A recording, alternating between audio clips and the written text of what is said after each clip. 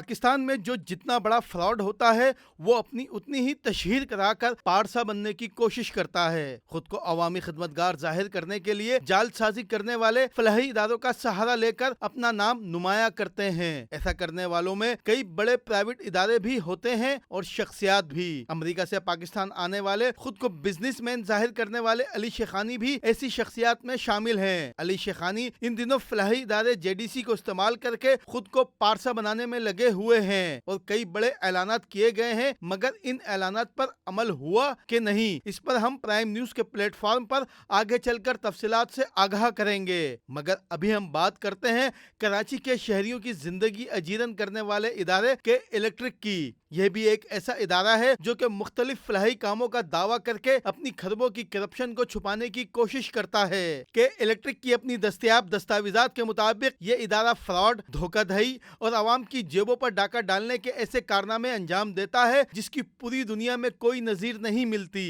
کہ الیکٹرک جو کہ کراچی کے کسی بھی علاقے میں اگر ایک بھی صارف بجلی کے بل کی ادائیگی نہیں کرتا تو پورے علاقے کی بجلی بند کر دیتا ہے، مگر یہ ادارہ خود 2 کھرب 18 ارب سے زائد کا نادہندہ ہے۔ یہ رقم کہ الیکٹرک نے کراچی کے صرف 3 اداروں کو ادا کرنی ہے کہ الیکٹرک کی بدماشی کا اندازہ اس بات سے لگایا جا سکتا ہے کہ کمپنی کی جانب سے نادہندگی کے باوجود بدماشی کے ذریعے سوئی سدرن گیس کمپنی سے بغیر ادائیگی کے گیس حاصل کی جاتی ہے۔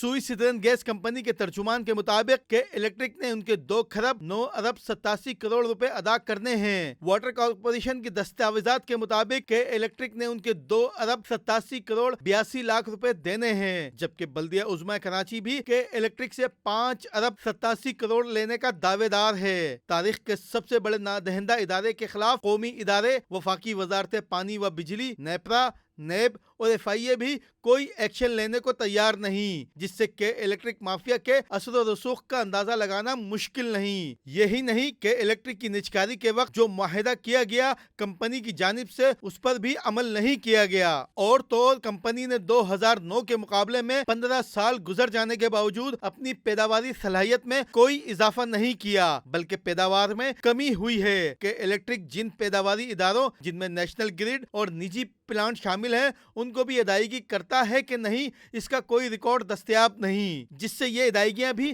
مشکوک سمجھی جاتی ہیں کہ الیکٹرک کی نجکاری کی دستاویزات میں اس بات کا بھی واضح طور پر ذکر ہے کہ حکومت پاکستان کے پاس کمپنی کی ملکیت کے ایس پاور نامی کمپنی کے پاس ہے، اور اس کمپنی کا مرکزی دفتر دنیا کے سب سے بڑے آف شور کمپنی والے جزیرے کیمرن آئی لینڈ میں ہے، اور وہاں بھی یہ دفتر ایک پوسٹل باکس نمبر پر چلتا ہے۔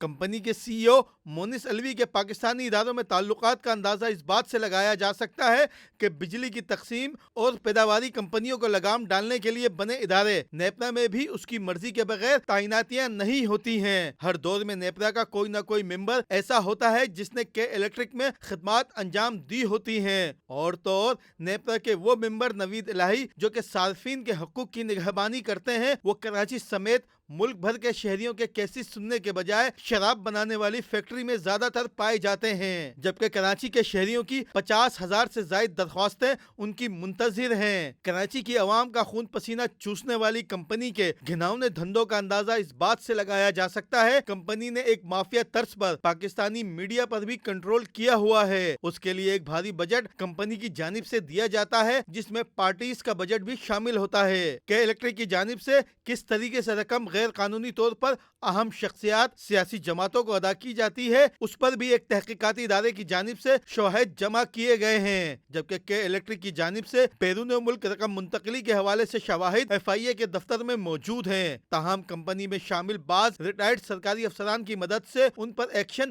رکوا دیا جاتا ہے۔ ذرائع کا کہنا ہے صرف کے الیکٹرک کے خلاف تحقیقات منصفانہ طریقے سے شروع کی جائے تو بڑے بڑے انکشافات سامنے آئیں گے، جس میں بانی PTI عمران خان اور براج گروپ کے مالک عارف نقوی کے تعلقات اور ان کو سیاسی جلسوں کے لیے دی گئی بڑی بڑی رقم کے شواہد بھی شامل ہیں۔ راشد صدیق، پرائم نیوز، کراچی۔